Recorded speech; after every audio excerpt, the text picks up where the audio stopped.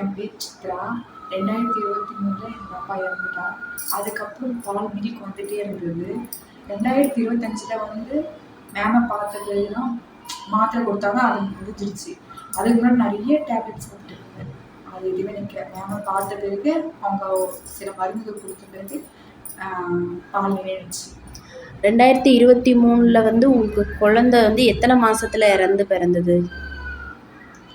ஒரு ஃபுல்லாகவே 9-10 மந்த்தில் பிறந்துட்டு அப்புறமா உங்களுக்கு மாத்திரை கொடுத்துருப்பாங்க இல்லையா, பால் நிற்கிறதுக்காக, மில்க் ஸ்டாப் பண்ணுறதுக்கு? அது கொடுத்தாங்க. அது நிற்கவே இல்லை. ஆனால் வலி தான் அதிகமாக இருந்தது. ஓகே. உங்களுக்கு 2023 எவ்வளோ நாள் வந்தது மில்க் வந்துக்கிட்டே இருந்தது? 2023 to 25 வரைக்கும் வந்துகிட்டே இருந்தது. ஓகே.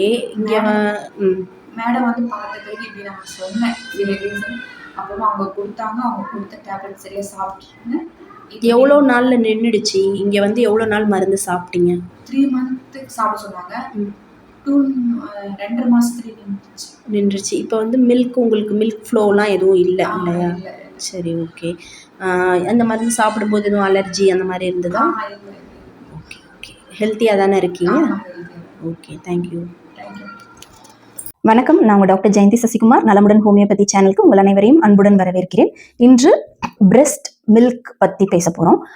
இதை பற்றின பதிவு எதற்காகனா, ஒரு பெண் வந்து பருவமடைகிற ஸ்டேஜ், அதாவது puberty, then reproductive stage and அந்த மென்ஸ்ட்ரேஷன் ஸ்டேஜ், நெக்ஸ்ட்டு அந்த மெனோபாஸ்க்கு before, pre menopause, post menopause, இந்த எல்லா காலகட்டத்திலையும் அவங்களுடைய பிரெஸ்ட், அதாவது மார்பகத்துடைய தன்மை மாறும்.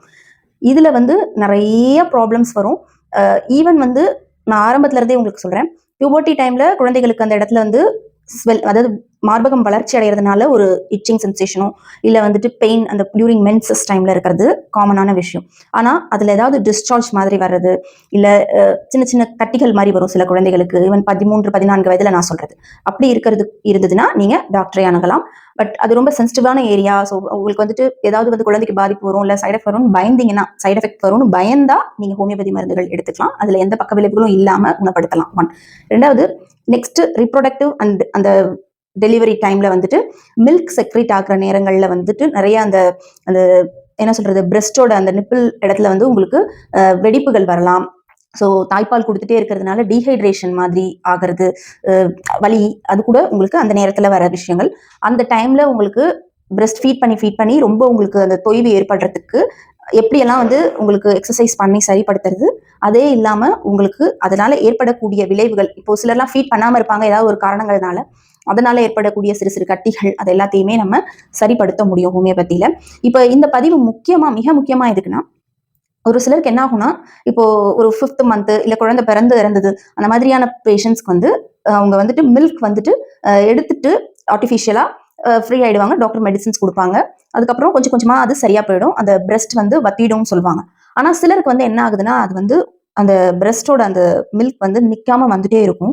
ஸோ இது ஒரு 100ல் ஒரு 40% ஆஃப் ஃபீமேல்ஸ், இல்லை 20% கூட சொல்லலாம்.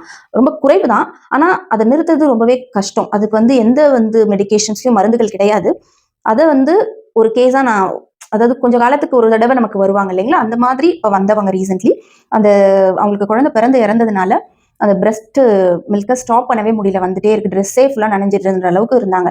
தென் அவங்க நிறைய மெடிகேஷன்ஸ் எடுத்து ஹோமியோபதியில் மருந்துகள் எடுத்ததுக்கு அப்புறமா அவங்களுக்கு வந்து இந்த மருந்துகள் எடுத்து கம்ப்ளீட்டாக ஸ்டாப் ஆயிருக்கு. ஸோ அதை பற்றின பதிவுகளோட நான் இந்த இதை கொடுக்கறதுக்கு உங்களுக்கு விரும்புகிறேன், இந்த வீடியோவை. ஸோ அந்த பதிவும் இதில் இருக்கும், நீங்கள் அதில் பாருங்கள். அது இல்லாமல், ஸோ இப்போ நான் மென்ஸ்ட்ரேஷன் வரைக்கும் வந்த மென்சஸ் அப்போ வலிக்கிறது, தென் மெனோபாஸ் டைம்லையுமே வந்து பிரெஸ்ட் ரொம்ப வீங்கிறது, இல்லை சுருக்கமாக ஆயிடுது, அந்த மாதிரி கட்டிகள் இருக்குது, ஸோ தொட்டு பார்த்தா லம்ஸ் மாதிரி இருக்குது டாக்டர், பயமாக இருக்குது, கேன்சரஸா அப்படின்னு எதாக இருந்தாலும் பயப்பட வேண்டாம். பிரெஸ்ட்டை பொறுத்த வரைக்கும் ஈவன் ரொம்ப ஏர்லி ஸ்டேஜில் கேன்சர் மாதிரி வருதுன்னா கூட நீங்கள் கண்டிப்பாக நம்ம கிளினிக் அணுகலாம்.